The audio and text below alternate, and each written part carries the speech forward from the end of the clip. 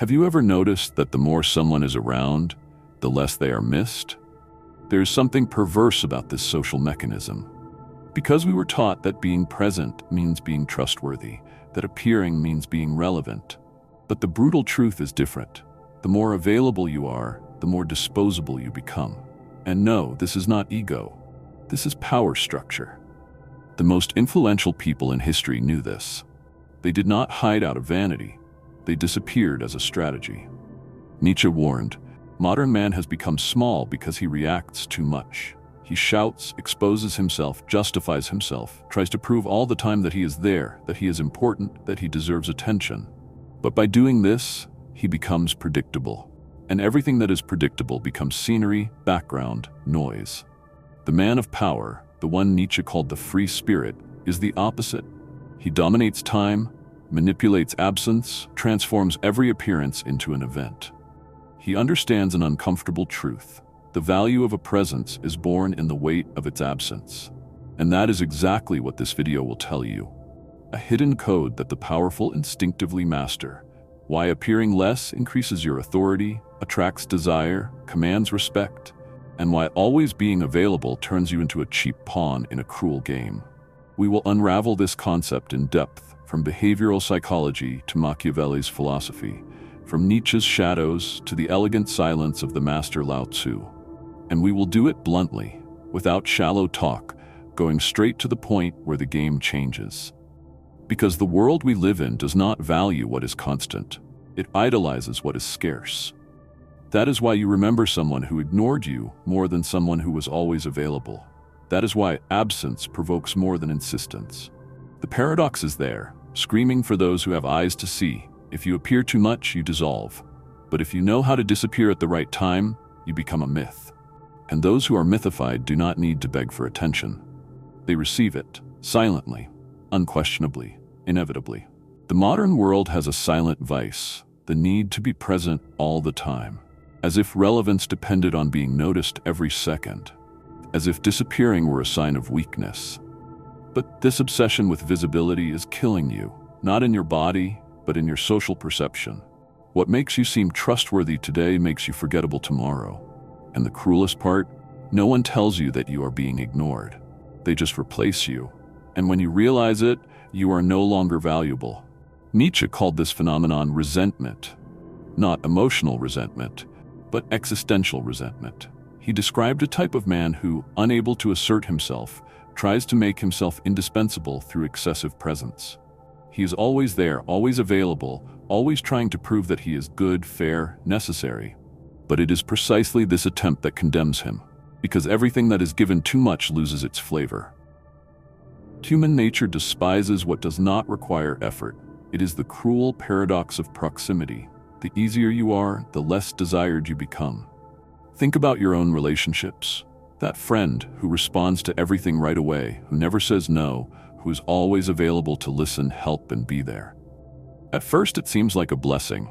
After a while, it becomes a background. You start to take their presence for granted. And what used to be generosity becomes obligation. Gratitude becomes expectation. And when they don't show up even once, you feel angry, not nostalgic. This isn't meanness, it's psychic architecture. The human brain filters out excess. Anything that repeats itself too much is automatically filed away as irrelevant. This is why, in the 24/7 online society, silent authority is dying. We are addicted to showing ourselves, posting, responding, showing up, commenting, justifying. Every minute we are visible, we are also becoming banal. The real-life algorithm doesn't value constancy, it rewards scarcity. Have you ever noticed how the most valued people are usually the least accessible? A CEO who answers few emails, an artist who disappears for months, a friend who only shows up when it really matters. These figures unwittingly create a gravitational field around them. Because mystery attracts, absence creates tension, and tension breeds respect. But don't think that this is just intuition or tradition. Modern psychology confirms this pattern with scientific precision. A study published in the Journal of Personality and Social Psychology showed that individuals who are slightly less available are consistently perceived as more attractive. It's not about coldness, but rather a slight distance that provokes curiosity and respect. The problem is that we have been trained in the opposite direction. We have learned that saying yes to everything is being nice, that responding quickly is being polite, that always being around is a sign of love, loyalty, humility. But the result is the opposite. You become an emotional commodity, someone who is always at hand and therefore is never remembered. Nietzsche knew that excessive presence was a prison. He said that the man of resentment is the one who lives reacting. And to react is to always be available, emotionally, socially, even digitally.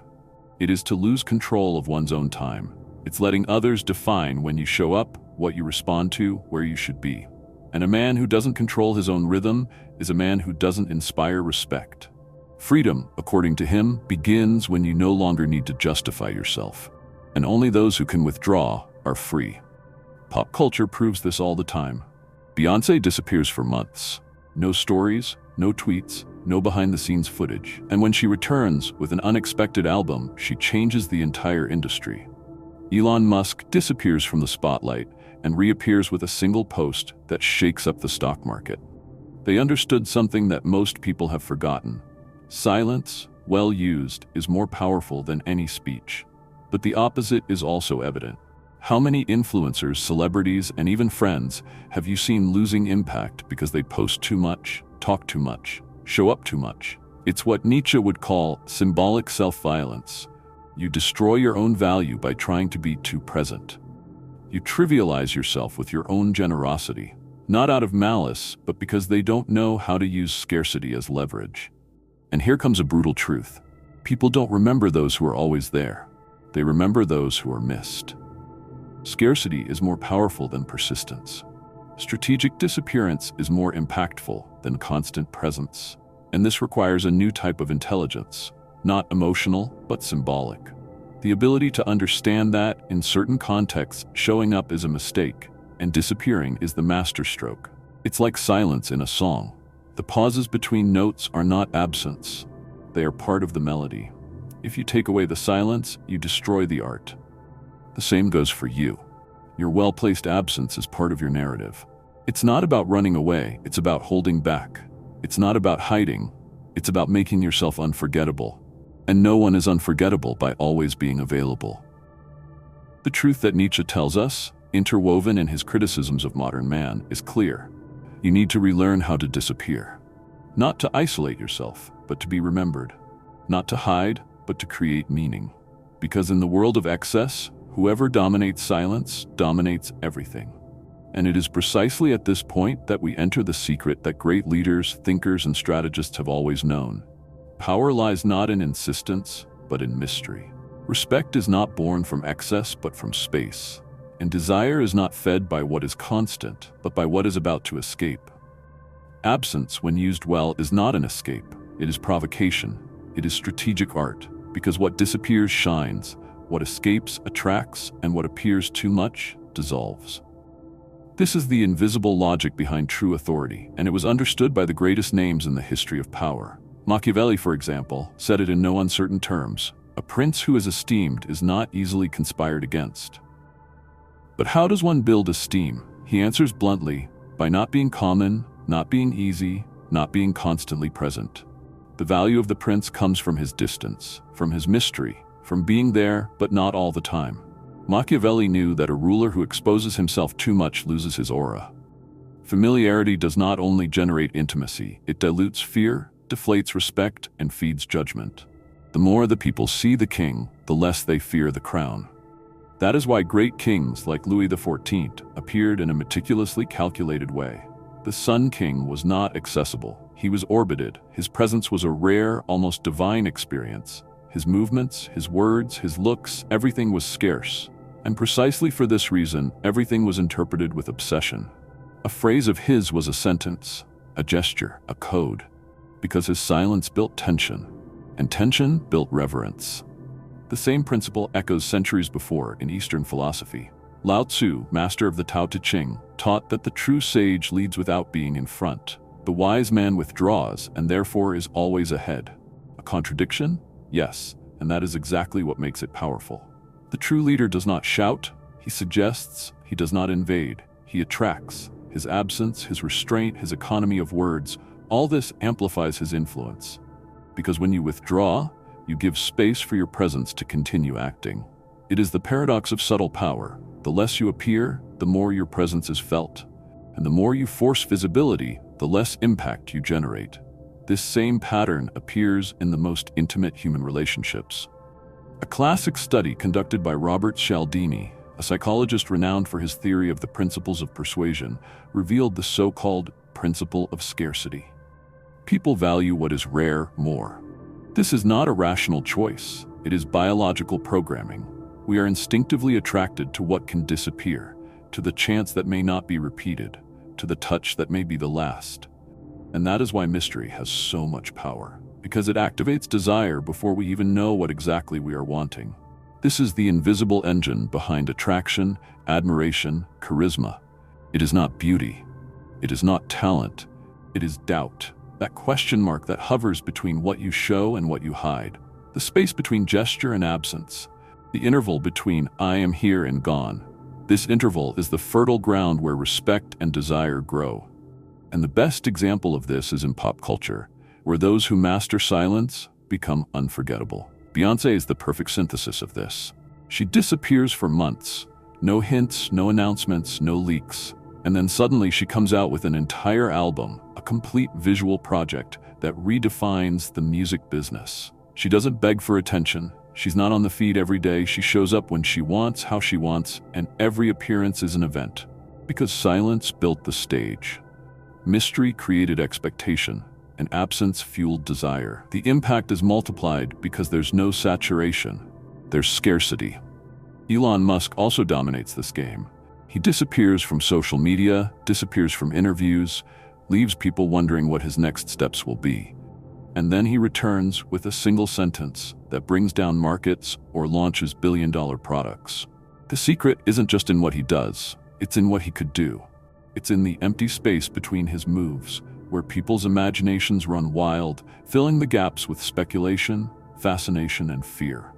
The Mongolian general Subedai, Genghis Khan's strategist, took this to the military level. He was known for completely disappearing with his army, erasing traces, vanishing from the landscape. His enemies panicked because they didn't know where he was or when he would appear. And when he finally appeared, it was with devastating force at the most unexpected moment. He didn't win just with weapons. He won through the tension his disappearance created, through the mental energy the enemy spent trying to guess where he was. Absence as a weapon. Mystery as terror. But this power of the unsaid, of the unseen, also works in personal contexts. The colleague who speaks little, but always at the right moment. The romantic partner who creates pauses, who does not respond immediately, who does not give himself completely. This provokes much more desire than the one who is always there, always ready, always predictable. Mystery works because we are, essentially, hunters of meaning. And everything that is partially hidden forces us to create meaning. Absence becomes a narrative, and narratives shape perceptions. Nietzsche reinforces this idea when he criticizes the excess of exposure in modern society. For him, even the truth needs veils. Not because we should lie, but because constant nudity trivializes. Even what is sacred, if it is exposed too much, loses its soul. He warns that even gods need to disappear from time to remain divine. What is eternal only survives when there are intervals. Even the sublime, if seen without pause, becomes common. And what is common is forgotten. This is why the artist who disappears after a single great album is remembered with more reverence than the one who releases albums every month. This is why the silent master commands more respect than the loud speaker. This is why the elegant ghost of a great leader generates more impact than the micromanager present in every detail. Because absence creates space for projection, and those who are projected are idealized, and those who are idealized are respected, desired, and often feared. This chapter is not about romanticizing silence or becoming a hermit. It is about understanding the dynamics that drive human relationships, the invisible game between presence and absence. What you show builds the image, but it is what you hide that builds the power. Because what is completely accessible is never completely valued, and what can disappear becomes precious. And it is precisely at this point that we enter the most strategic part of this equation. Because disappearing is easy. What is difficult is disappearing in the right way. There is a fine line between being absent and being irrelevant, between being scarce and being forgotten. And whoever masters this boundary masters the game. In the next chapter, we will reveal the method of the invisibles, how to apply this silent power in a practical, surgical, and brutally effective way. It is not enough to disappear. You need to know how and when to return, because only those who know how to return become unforgettable. Disappearing is easy. Disappearing the right way is hard, because absence, when poorly executed, becomes abandonment. It becomes contempt, and worse, it becomes oblivion. But when done with precision, absence is influence. It is domination. It is the art of taking up space, even when you are not present. True power is not in disappearing. It is in knowing how and when to return, because absence only builds authority when there's a return loaded with symbolic weight. Nietzsche had a name for this, the eternal return, but not as a passive cycle, but as a choice of affirmation. He spoke of the kind of life you would choose to live again exactly as it is in appearances, your silences, your measured words. The eternal return is a provocation. You are so clear about your strength that you choose to repeat every gesture you make, including the ones you omitted. Disappearing for Nietzsche is not running away. It is curation. It is cutting away the excess so that the essential shines brighter. The application of this in the real world starts with a simple principle. Don't react to everything. The weak man always responds, explains, justifies himself, goes after it, is always available. The strategic man creates friction, leaves messages unanswered, says no calmly, makes his presence felt with silence.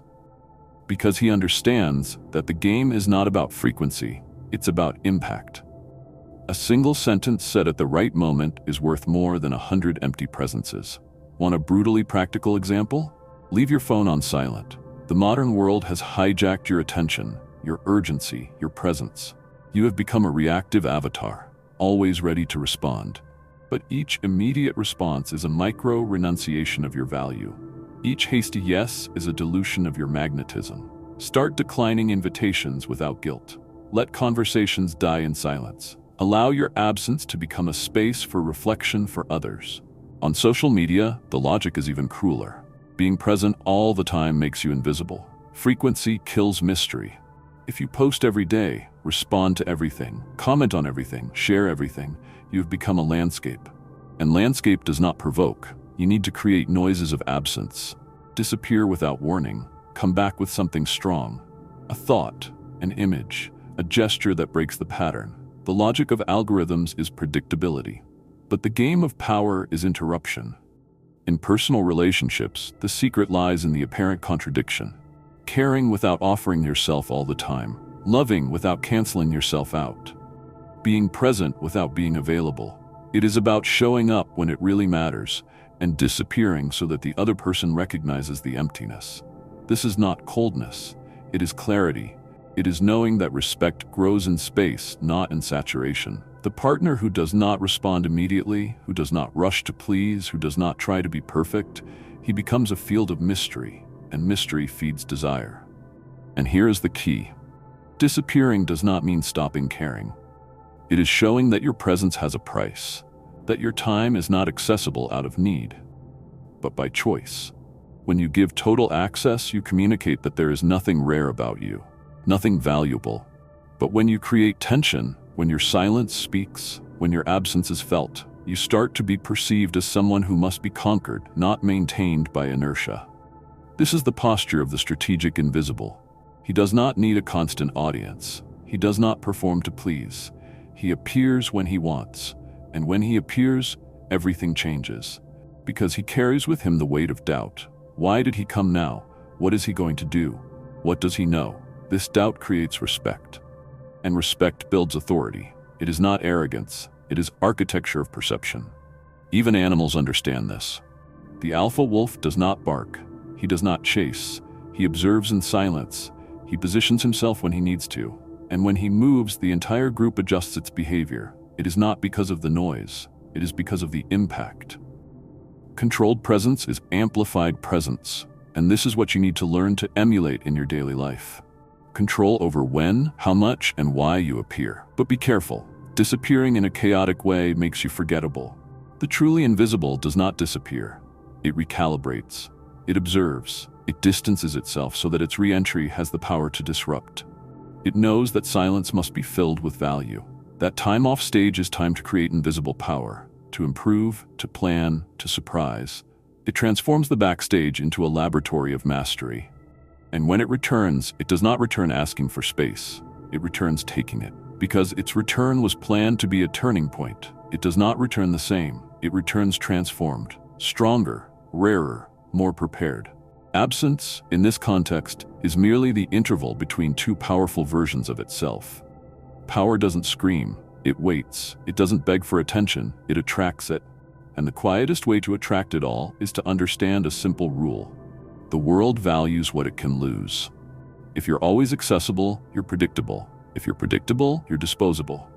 But if you learn to disappear with purpose, you become unforgettable. What you do from now on defines how people will perceive you, as someone who's always there, waiting to be remembered, or as someone who, when they appear, changes the environment. Presence isn't quantity, it's impact. And impact is built on silence, on pause, on calculated absence. Start measuring yourself, preserving yourself, valuing yourself. If this video made you rethink the way you present yourself to the world, comment below. Strategic invisible. If you know someone who's giving too much of themselves and being forgotten because of it, send them this video. And if you want to continue learning how to master the social game in silence, sign up now. Because in the end, it's not enough to just show up. You have to be expected. And when that happens, every gesture you make will be worth its weight in gold.